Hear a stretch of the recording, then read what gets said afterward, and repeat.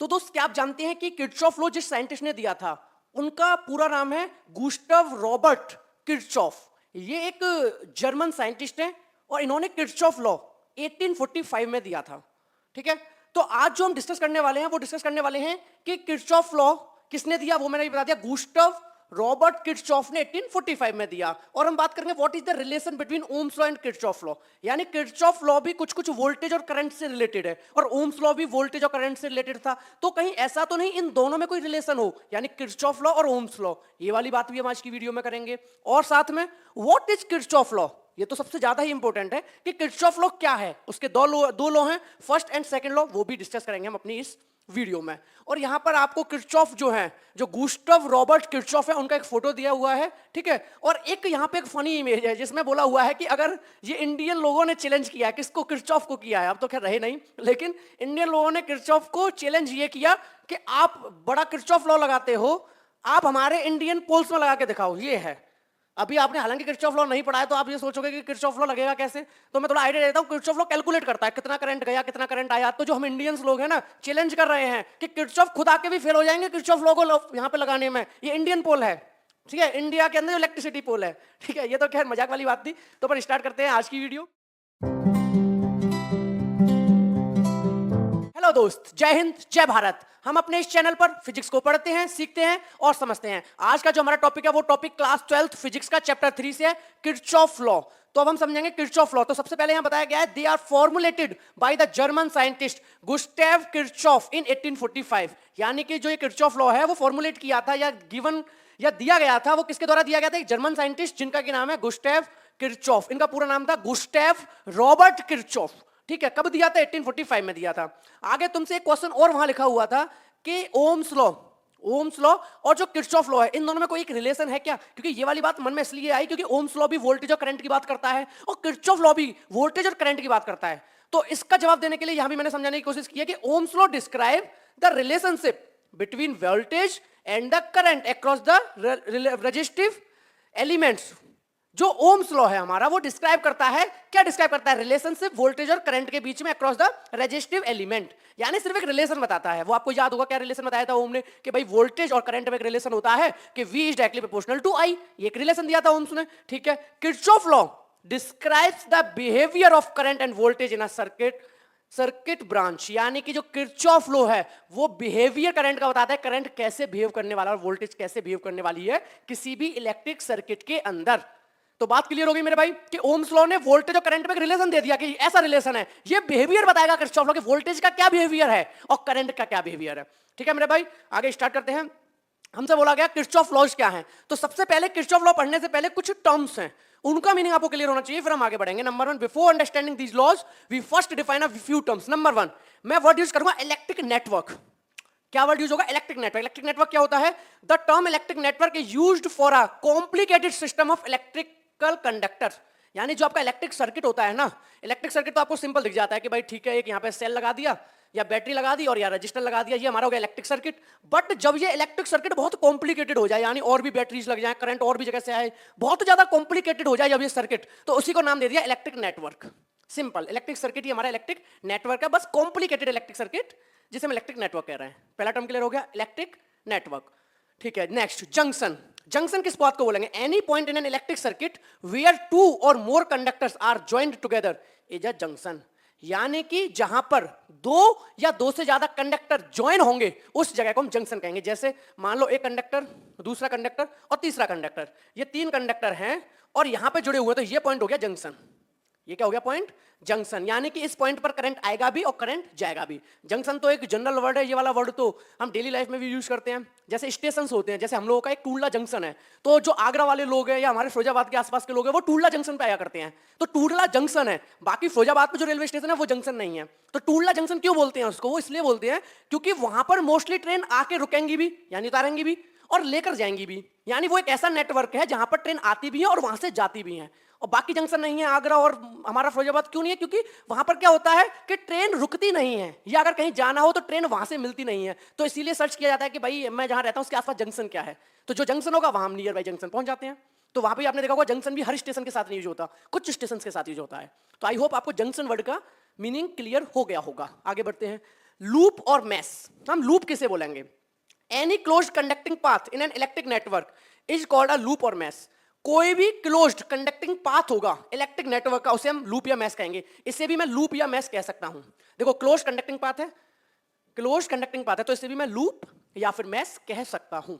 बिल्कुल क्लियर है। Next, branch. अब branch is any part of the network that lies between two junction. Branch हम उस part को बोलेंगे नेटवर्क के जहां पर दो जंक्शन है, ठीक है। अब यहां देखो, यहां पे तो एक ही जंक्शन है, ठीक है। तो अब क्या करें, मतलब आगे मान लो आगे भी यहां पे एक सेल लगा हुआ है कोई, तो इस तरीके से। तो देखो अब यहां पर क्या हो गया, ये दो जंक्शन हो गए।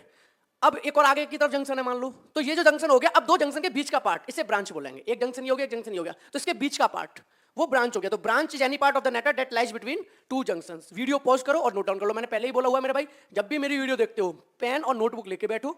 जब मैं पूरी बात समझा देता हूं तो 2 मिनट के लिए हटता हूं, वीडियो को पॉज करो और जितने जो नोट्स है पूरे लिख लो। अगर किसी को लिखने में ही प्रॉब्लम होती है तो कमेंट सेक्शन करके बताओ, मैं ये नोट्स आपको पीडीएफ की फॉर्म में प्रोवाइड भी कर दूंगा। तो ठीक है, वीडियो पॉज करो, नोट डाउन कर लो। ठीक है, नोट डाउन कर लिया, आगे बढ़ते हैं। तो ये अपन ने जो टर्म पढ़े ना, चार ने याद रखना, electric network, junction, loop, branch. ठीक है, electric network, junction, loop, branch. अब देखो एक डायग्राम से मैंने समझाने की कोशिश की है ताकि आपको जो ये सारे टर्म है वो एक ही डायग्राम में आ जाए। ध्यान से समझना वन बाय वन। ये नोट्स हैं, इसे नोट्स भी बोलते हैं, जंक्शन भी बोलते हैं। ठीक है, नोट्स और जंक्शन, नोट्स और जंक्शन, जंक्शन। तो ये तो आपके हो गए जंक्शन, ये पॉइंट हो गया, ये पॉइंट हो गया, ये पॉइंट हो गया, ये पॉइंट हो गया। ठीक है, ये जंक्शंस हो गए। अब और क्या था, एक लूप वर्ड था। लूप क्या था कि क्लोज कंडक्टिंग पाथ होना चाहिए। देखो क्लोज कंडक्टिंग पाथ, ये एक क्लोज कंडक्टिंग पाथ है, तो ये क्या हो गया आपका, लूप हो गया। ये क्या बन गया, लूप। तो ये वाला एरिया लूप हो गया, ये भी लूप हो जाएगा, ये भी क्या हो जाएगा मेरे भाई, लूप हो जाएगा। क्लियर है? तो ये भी लूप, ये भी लूप, क्योंकि क्लोज कंटिन्यूअस पाथ है, क्लोज कंडक्टिंग पाथ है। ब्रांच क्या है, दो जंक्शन, एक जंक्शन एक जंक्शन, इसके बीच का जो पार्ट है ये ब्रांच आ गया, क्योंकि देखो दो जंक्शन है। क्या है, दो जंक्शन। तो ये वाला पार्ट ब्रांच हो गया। यहां पर दो जंक्शन नहीं है, यहां पर दो जंक्शन नहीं, क्योंकि ये तो जंक्शन है नहीं, ये जंक्शन है, क्योंकि करंट यहां से जा भी रहा है और इधर भी जा रहा है, इधर भी जा रहा है। ठीक है, यहां पे तीन जंक्शन है, एक इधर जा रहा है, एक इधर, एक इधर। तो ये जंक्शन तो है नहीं, ये जंक्शन तो है नहीं। तो वही वाली बात है, जंक्शन और नॉर्मल पॉइंट के ये बीच में जो आ रहा है वो तो लूप हो गया। लूप या इसे बोलते हैं मैश, लूप या फिर मैश। ठीक है, लूप या फिर ये क्या हो गया, लूप या फिर मैश। क्लियर है ना, क्योंकि क्लोज्ड पाथ है सिर्फ, लेकिन यहां पर क्या, दो जंक्शन है, दोनों जंक्शन के बीच का पार्ट है, तो इसलिए इसे ब्रांच बोलेंगे। क्लियर है? आई होप आपको जंक्शन, लूप, ब्रांच और इस पूरी चीज को क्या बोलेंगे, इस पूरी चीज को बोल देंगे जो हमने वहां पे वर्ड यूज किया था, इलेक्ट्रिक सर्किट, या क्या वर्ड यूज किया था हमने यहां पे, बोला था इलेक्ट्रिक नेटवर्क। क्या बोला था, इलेक्ट्रिक नेटवर्क। तो ये पूरा इलेक्ट्रिक नेटवर्क हो गया, पूरा पूरा क्या हो गया, electric network, electric network. Clear है मेरे भाई? तो यानी पूरा इलेक्ट्रिक नेटवर्क है, इसके अंदर लूप और मैश है, इसके अंदर ब्रांच भी है, इसके अंदर जंक्शन भी है। ठीक है, डायग्राम बिल्कुल बहुत अच्छे से क्लियर हो गया है। आगे बढ़ते हैं। अब अपन का आता है किरचॉफ का first law. Kirchhoff first law क्या कहता है? ठीक है, तो हमें जंक्शन वगैरह सारी चीज समझ आ गई है, ध्यान से समझना। किरचॉफ फर्स्ट लॉ कहता है algebraic sum of current at any junction is zero. जो करंट का एल्जेब्रिक सम होता है किसी भी जंक्शन पे, तो पहला तो टारगेट क्या है, आपको जंक्शन पता करना पड़ेगा, जंक्शन कहां है। तो किसी भी जंक्शन पर जो एल्जेब्रिक सम होगा करंट का वो जीरो होगा। तो पहले जंक्शन पता करो। अब देखो यहां जंक्शन आपको दिख रहा है, ये जगह जंक्शन है, क्योंकि यहां करंट आ रहा है, यहां से जा रहा है, यहां से जा रहा है, यहां से जा रहा है, यहां आ रहा है, यानी ये आपका हो गया जंक्शन। ये आपका क्या हो गया मेरे भाई, जंक्शन।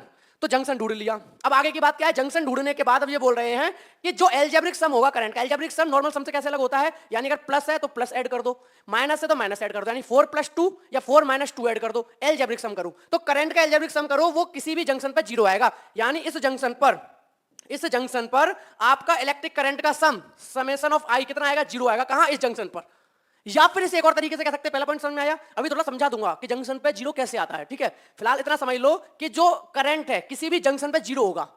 दूसरा पॉइंट इन्होंने बोला है, इसी को और करके समझो, the sum of current entering a junction is equal to the sum of current leaving the junction. यानी इन्होंने ऐसे कहा है कि कोई एक जंक्शन है, ये पॉइंट है, यहां पर जितना भी करंट आ रहा है, यहां पर जितना भी करंट आ रहा है और जितना भी करंट जा रहा है वो इक्वल होगा।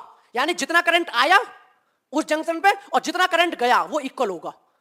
या तो ऐसे बोलो, या बोलो सारे के सारे जो करंट हैं उनका उस जंक्शन पर एल्जेब्रिक सम जीरो होगा।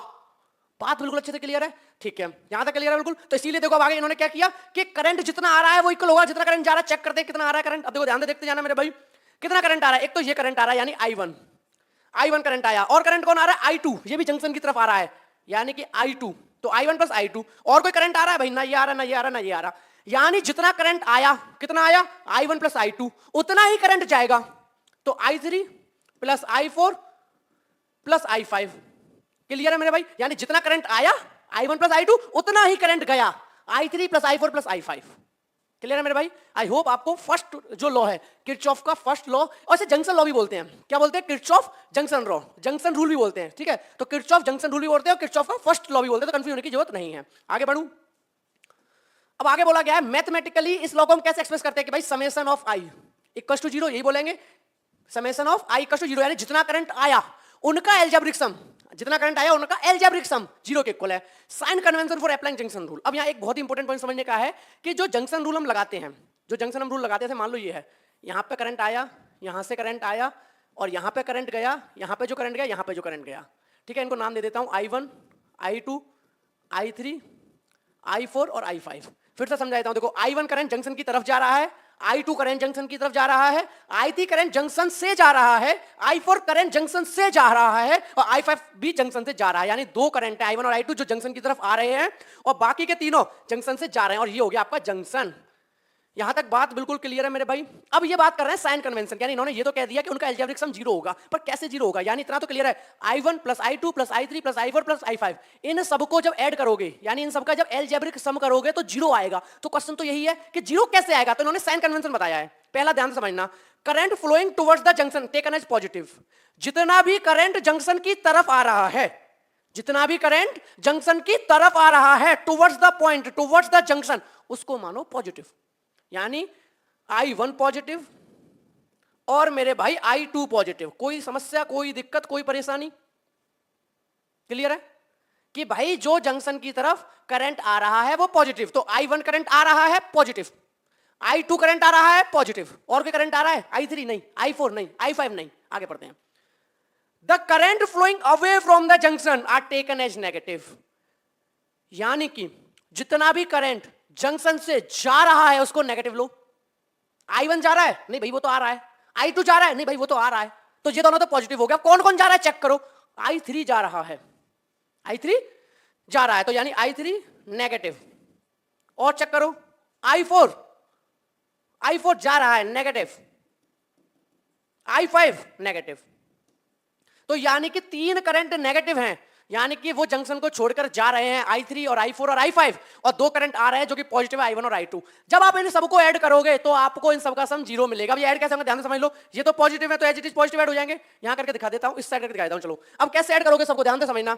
I1 पॉजिटिव था, ठीक है, पॉजिटिव रहने दो, साइन लगाना लगा दो, प्लस I2 पॉजिटिव था, पॉजिटिव रहने दो, कोई दिक्कत नहीं। I3 नेगेटिव था तो plus I3 minus I4 minus I5 is equal to 0।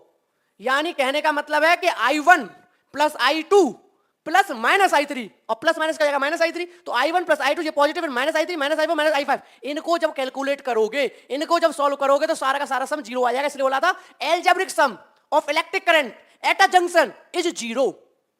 Clear है मेरे भाई? आई होप आपको बहुत अच्छे से क्लियर हो गया होगा। एक और चीज बोलिए, first law is also called Kirchhoff current law, KCL बोलते हैं इसे, किरचॉफ करंट लॉ। ठीक है, तो KCL, तो कभी बोला KCL कौन सा लॉ था? KCL यही है, किरचॉफ करंट लॉ या किरचॉफ फर्स्ट लॉ। क्लियर है? इसको नोट डाउन करना हो, वीडियो पर नोट डाउन कर लो, फिर आगे बढ़ते हैं। नोट कर लिया मेरे भाई? ठीक है, आई होप आपको समझ आ गया होगा। KCL यानी किरचॉफ करंट लॉ या किरचॉफ फर्स्ट लॉ। आगे बढ़ते हैं, किरचॉफ सेकंड लॉ और लूप लॉ, इसे लूप रूल भी बोलते हैं। ठीक है, लूप रूल। अब किरचॉफ सेकंड लॉ क्या है ध्यान से समझना। किरचॉफ फर्स्ट लॉ जो होता है उसने रिलेशन बताया या कह सकते हो बिहेवियर बताया इलेक्ट्रिक करंट के बारे में कि भैया इलेक्ट्रिक करंट ऐसे बिहेव करता है, आएगा तो पॉजिटिव जाएगा तो नेगेटिव, सबका एल्जेब्रिक सम निकालोगे किसी भी जंक्शन पर तो 0। यानी करंट का बिहेवियर पता चल गया। और एक और बात बता दूं जस्टिफिकेशन देने के लिए कि ऐसा क्यों है कि जितना करंट आया उतना करंट गया। भाई law of conservation of charge, जितना चार्ज आया उतना ही तो चार्ज जाएगा। Charge can not be created not be destroyed. तो क्लियर है, करंट आया चार्ज लाया, तो जितना चार्ज आया ना तो वो खत्म हो जाएगा ना बनेगा, तो जितना चार्ज आया उतना चार्ज जाएगा, और चार्ज जाएगा तो उतना ही करंट जाएगा। तो फील हो गया, जस्टिफिकेशन मिल गया कि जितना करंट आया उतना करंट क्यों गया, क्योंकि charge can not be created not be destroyed. आगे बढ़ते हैं, Kirchhoff second law. Kirchhoff second law क्या कहता है? ये वोल्टेज का बिहेवियर बताएगा। उसने करंट का बिहेवियर बता दिया, ये वोल्टेज का बिहेवियर बताएगा। क्या बताएगा? अराउंड एनी क्लोज्ड लूप और अ नेटवर्क, किसी भी क्लोज्ड लूप को देख लो या किसी भी नेटवर्क को देख लो, उसमें algebraic sum of change in potential must be 0। यानी जो पोटेंशियल होगा उन सबका सम, उन सबका एल्जेब्रिक सम 0 होगा। किरचॉफ फर्स्ट लॉ में क्या बोला था कि algebraic sum of electric current at any junction is 0। वहां जंक्शन, यहां बोल रहा है कि the algebraic sum of voltage in a closed loop और मेश इज 0। तो वहां जंक्शन पे बात थी या क्लोज लूप में बात होगी या मेस में बात होगी, बात करते हैं। क्लियर? तो थोड़ा सा फील तो हो गया कि algebraic sum of voltage zero होने वाला है किसके अंदर, जंक्शन फंक्शन पे नहीं, क्लोज लूप के अंदर। तो पहले क्लोज लूप लेंगे, हमने ले लिया क्लोज लूप। ये भैया लग गया सेल, यहां से करंट निकल रहा है, रजिस्टर करंट निकल रहा है, रजिस्टर, ये लूप है। तो भैया वो तो लूप है ही है, क्योंकि लूप की डेफिनेशन क्या थी, क्लोज्ड पाथ होना चाहिए, क्लोज्ड कंडक्टिंग पाथ होना चाहिए, वही लूप होता है। तो लूप मिल गया। आगे बात करेंगे इस डायग्राम की भी। एक और तरीके से डिफाइन करने की कोशिश की है किरचॉफ वोल्टेज लॉ को। तो दूसरी डेफिनेशन बोली है, the algebraic sum of the EMF in any loop of a circuit is equal to the sum of the product of current and the resistance in it. यानी जो algebraic sum होगा EMF का उस loop के अंदर, जो algebraic sum होगा EMF का उस लूप के अंदर, वो इक्वल होगा sum of the product of the current and the resistance in it.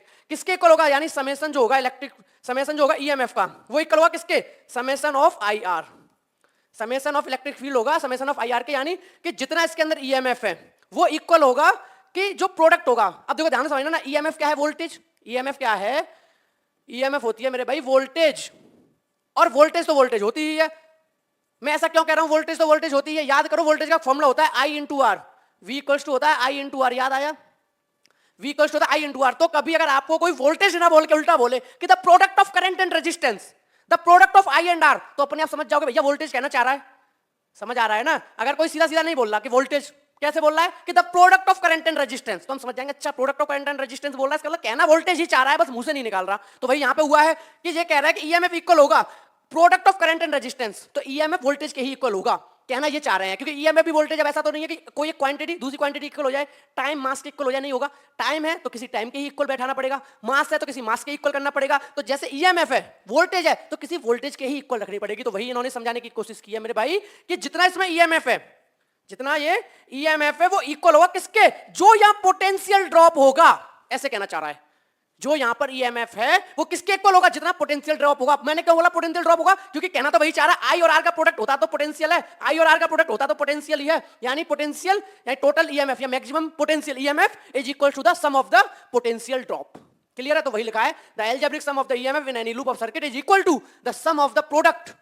किसके प्रोडक्ट का? सम करंट और रेजिस्टेंस का, जो कि होता है वोल्टेज। तो ईएमएफ का रिलेशन किससे? सीधा सीधा वोल्टेज से। क्लियर है? वीडियो पॉज करके नोट डाउन कर लो, फिर आगे बढ़ेंगे। नोट कर लिया? ठीक है, अब आगे बढ़ते हैं। अब आगे बोला गया है मैथमेटिकली द लूप रूल में be expressed as summation delta V. यानी पहला तो उन्होंने वो ये बोला था कि जो एल्जेब्रिक सम होगा किसी भी लूप के अंदर पोटेंशियल डिफरेंस का या ईएमएफ का, वो जीरो होगा। यानी summation of V equals to क्या होगा? जीरो होगा। यानी जितने भी उसमें पोटेंशियल है, कहां पोटेंशियल होंगे? एक तो सेल का पोटेंशियल होगा, और जितने आपके रजिस्टर लगे हुए हैं वहां पोटेंशियल होगा। तो वहां रजिस्टर्स का पोटेंशियल, उनका एल्जेब्रिक सम, और जो सेल का ईएमएफ है उन सबका एल्जेब्रिक सम जीरो आएगा। एक तो बात ऐसे बोली थी। दूसरे इन्होंने बोली थी कि जो समेशन होगा किसका?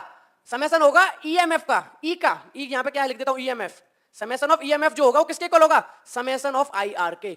यानी कि उसके अंदर जितने भी रजिस्टर लगे हुए हैं उनके अंदर जितना भी करंट फ्लो कर रहा है उनको ऐड करते जाओ। 3 रजिस्टर हैं तो 3 आईआर होंगे, IR plus IR plus IR, plus minus का साइन बाद में देखेंगे। ठीक है, 2 रजिस्टर होंगे तो आईआर आईआर। तो या तो ऐसे बोलो कि जो समेशन है पोटेंशियल का, पोटेंशियल डिफरेंस का, या चेंज इन पोटेंशियल का, वो कितना होगा? जीरो। या ऐसे कह लो कि टोटल ईएमएफ जो सेल का है वो किसके इक्वल होगा? जितना पोटेंशियल ड्रॉप हो रहा है। और ये तो हमने पहले से ही पढ़ा हुआ है कि मान लो 20 वोल्ट की बैटरी है, कितने की? 20 वोल्ट की बैटरी है। तो भैया अगर 2 रजिस्टर हैं तो आधा आधा बांटेंगे। अगर एक ने ले लिया 15 तो दूसरे के लिए बचेगा 5, अगर एक ने ले लिया 8 तो दूसरे के लिए बचेगा 12, क्योंकि टोटल पोटेंशियल ईएमएफ का इक्वल होता है किसके? जो पोटेंशियल आपका रजिस्टर के पास है। तो इन्होंने वही बोला। आईआर क्या होता है? वी। आईआर आपका होता है क्या एक्चुअल में? वी ही तो होता है पोटेंशियल ड्रॉप। क्लियर है? तो आपको किरचॉफ सेकंड लॉ समझ में आया? अब थोड़ा साइन कन्वेंशन समझाऊंगा इसका। We can take any direction clockwise or anticlockwise as the direction of the traversal. ठीक है, अब ट्रैवर्सल की बात हो रही है कि इलेक्ट्रिक करंट जो ट्रेवल करेगा, इलेक्ट्रिक करंट जो ट्रेवल करेगा उसके अकॉर्डिंग देखेंगे कि क्या डायरेक्शन लेंगे। अब देखो यह साइन कन्वेंशन कैसे लगा। यानी इन्होंने एक बहुत बड़ी बात बोली थी, एल्जेब्रिक सम ऑफ वोल्टेज। तो एल्जेब्रिक सम ऑफ वोल्टेज में क्या होगा? कुछ वोल्टेज पॉजिटिव भी रहेंगी, कुछ वोल्टेज नेगेटिव भी रहेंगी, कुछ ईएमएफ पॉजिटिव भी होगा, कुछ ईएमएफ नेगेटिव भी होगा। क्योंकि एल्जेब्रिक सम है ना, तो बात आती है किसको पॉजिटिव माने और किसको नेगेटिव माने। ठीक है, डायग्राम समझाने की कोशिश करूंगा। पहला पॉइंट पढ़ लो। पहला पॉइंट उन्होंने बोला है कि आप उस लूप के अंदर या उस मैश के अंदर आप क्या करो, पहले तो कोई एक डायरेक्शन ले लो, क्लॉकवाइज और एंटी क्लॉकवाइज। ठीक है, इस बात का मीनिंग क्या पहले समझ ही लो डायग्राम में।